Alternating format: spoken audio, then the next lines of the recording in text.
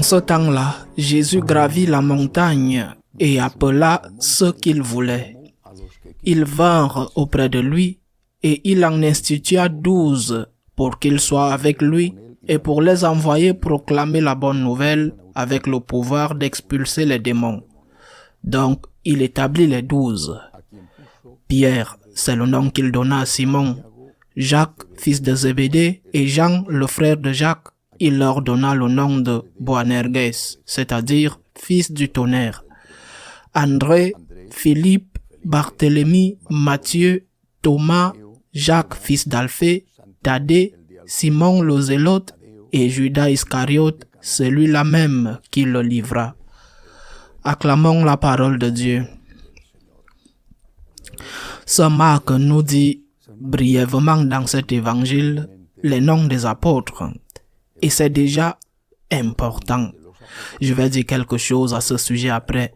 Mais ce qui est peut-être encore plus important, c'est la façon dont il commence ce passage de l'évangile. Il dit que Jésus a appelé ceux qu'il voulait. Il n'existe pas de droit à la prêtrise, à l'épiscopat ou à la papauté. Il n'y a rien de tel. C'est une action libre du Seigneur. Ce n'est pas un concours qui se gagne sur la base du mérite, des mérites intellectuels ou même moraux. Le Seigneur a appelé ceux qu'il voulait. Bien sûr, dans cet appel, il peut y avoir, non pas de la part de Jésus, mais de la part des apôtres, une tromperie. Tromperie de la part de celui qui camoufle ses véritables intérêts ou sa réalité psychologique ou pécheresse. Et tromperie de la part de celui qui admet ces personnes au sacerdoce parce qu'il ne les connaît pas assez ou qu'il a été trompé par elles. Mais dans tous les cas, c'est le Seigneur qui appelle.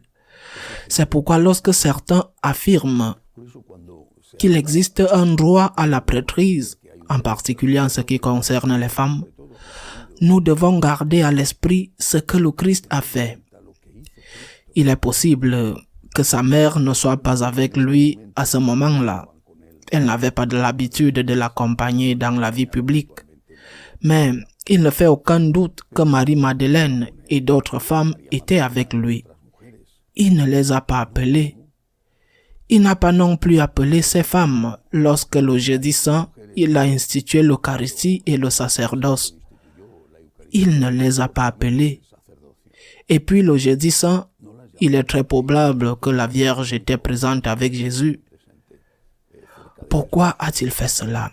Eh bien, c'est une question qu'il faut poser au Christ lui-même. Il faut la lui demander. Mais ce que nous pouvons constater, c'est qu'il ne l'a pas fait. Et de plus, il ne l'a pas fait consciemment. L'Évangile dit qu'il a appelé ceux qu'il voulait. Le sacerdoce est un don, ce n'est pas un droit. C'est un don que Dieu accorde à certains et pas à d'autres. Et je ne pense pas que ce soit un don basé sur le mérite. Le Seigneur saura pourquoi, mais en tout cas, c'est un don et non un droit.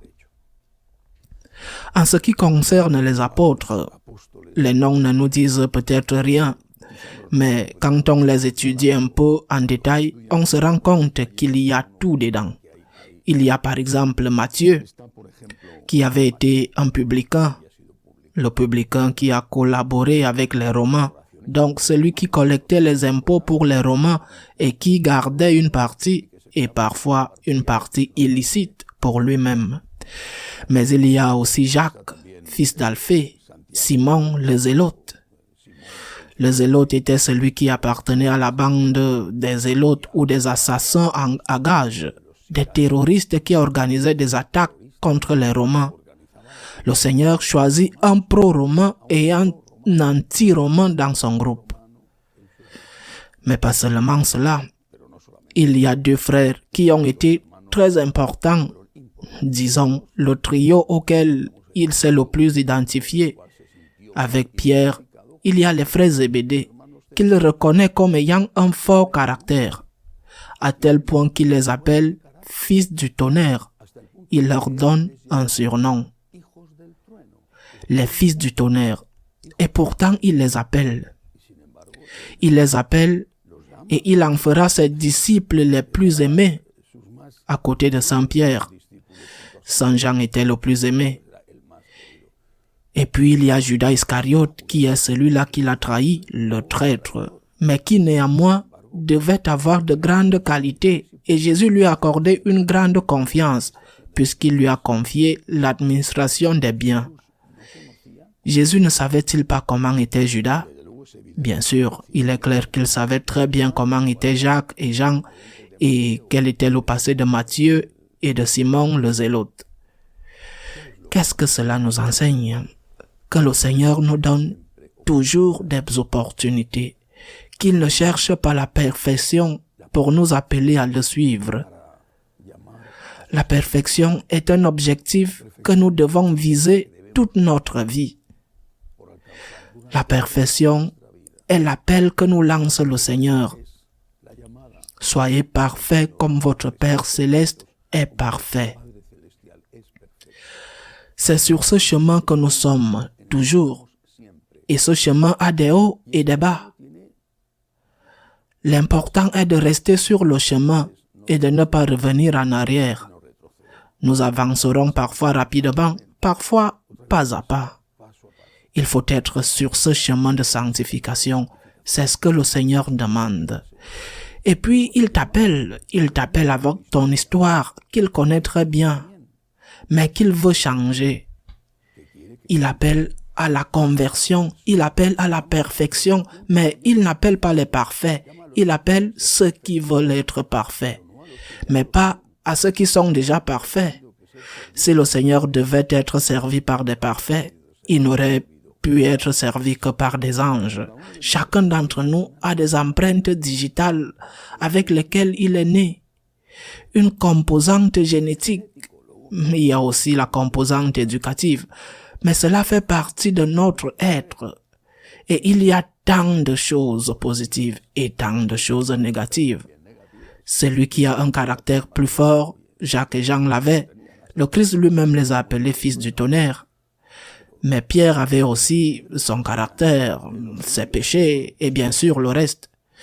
Le Seigneur le sait, il les connaît et pourtant il les appelle. Et ce qu'il demande, ce qu'il nous demande à tous, c'est d'être sur un chemin de sanctification avec une conversion permanente. Seigneur, aide-moi à être saint.